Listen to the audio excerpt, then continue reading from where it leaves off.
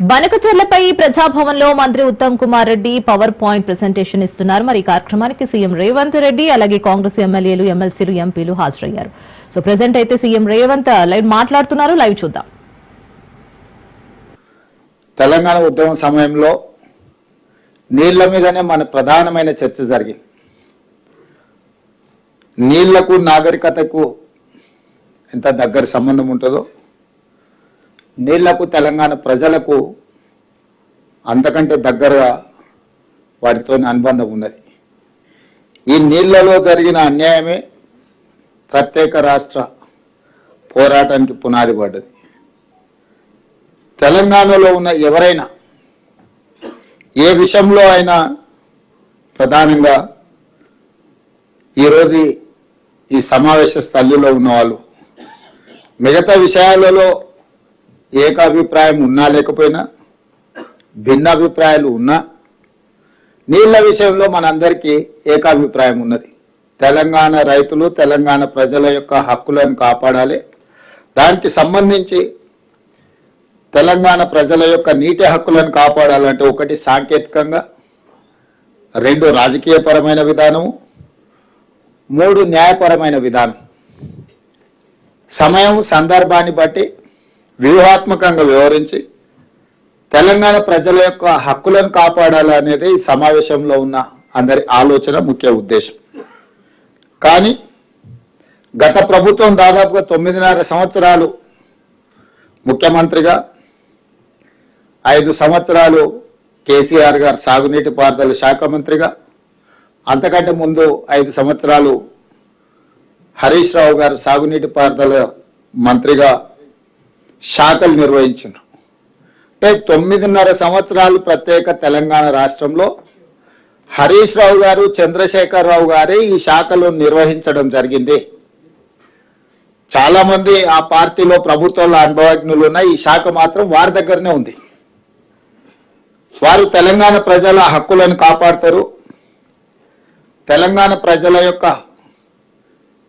నీళ్లను వాళ్ళు మన ప్రాంతంలో ఉండే భూములకు తరలిస్తారనేదే వాళ్ళని నమ్మిన వాళ్ళందరి యొక్క విశ్వాసం.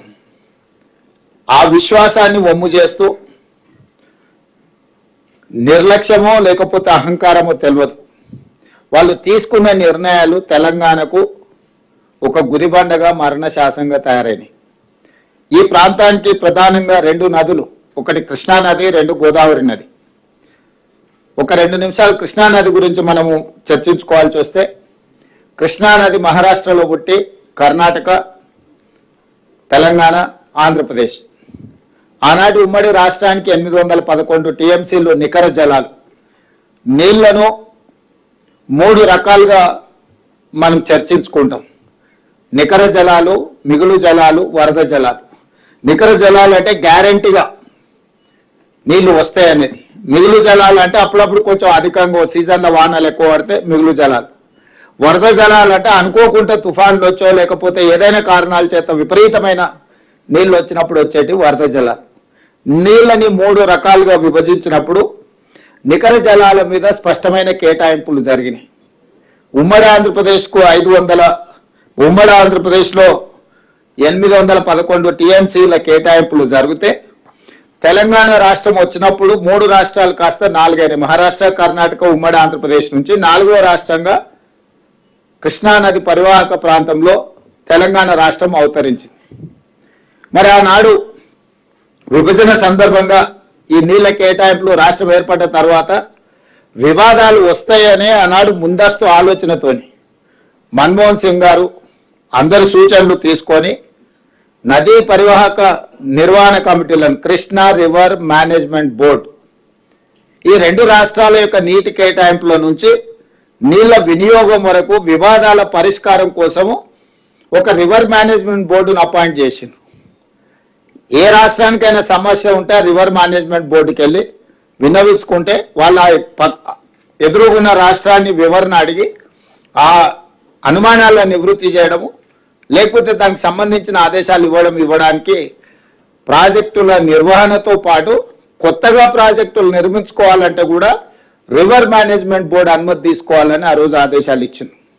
దాంట్లో భాగంగా కృష్ణా నదిలో ఉండే ప్రాజెక్టుల ప్రాతిపదికన నీటి విషయాలు చర్చకు వచ్చినప్పుడు 2015లో హరీష్ రావు గారు ఆనాటి ప్రభుత్వం అందరూ ఉమ్మడి రాష్ట్రానికి సంబంధించిన మరి 811 టీఎంసీలను ఏ విధంగా మనం వాడుకోవాలి ఏంది అని చర్చ వచ్చినప్పుడు హరీష్ రావు గారు ఈ ప్రభుత్వానికి ఆ రోజు విద్యాసాగర్ రావు గారు కూడా సభ్యులు, వారు సాగునీటి ప్రాజెక్టులకు సలహాదారులుగా ఉండే. వీళ్ళందరూ వెళ్ళి ఆ రోజు మీటింగ్ ఏర్పాటు చేసుకుని ఆ మీటింగ్లో ఒక సంతకం పెట్టుకున్నారు.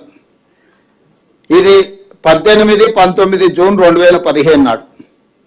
ఏమని 811 టీఎంసీలలో 512 టీఎంసీలు ఆంధ్రప్రదేశ్ వాడుకోవచ్చు, 299 టీఎంసీలు మేము తెలంగాణ వాడుకుంటాం, మాకు సరిపోతుందని చెప్పి మొట్టమొదటిసారి కృష్ణానది పరివాహక ప్రాంతంలో ఉన్న తెలంగాణ రైతాంగం పాలిట ఒక మరణ శాసనాన్ని ఆనాటి ప్రభుత్వం మొట్టమొదట సంతకం పెట్టి వచ్చి ఒప్పందాలు చేసుకొని వచ్చి, ఆ ఒప్పందం వచ్చినప్పుడు కూడా మేము అందరం అభ్యంతరం పెట్టినాం.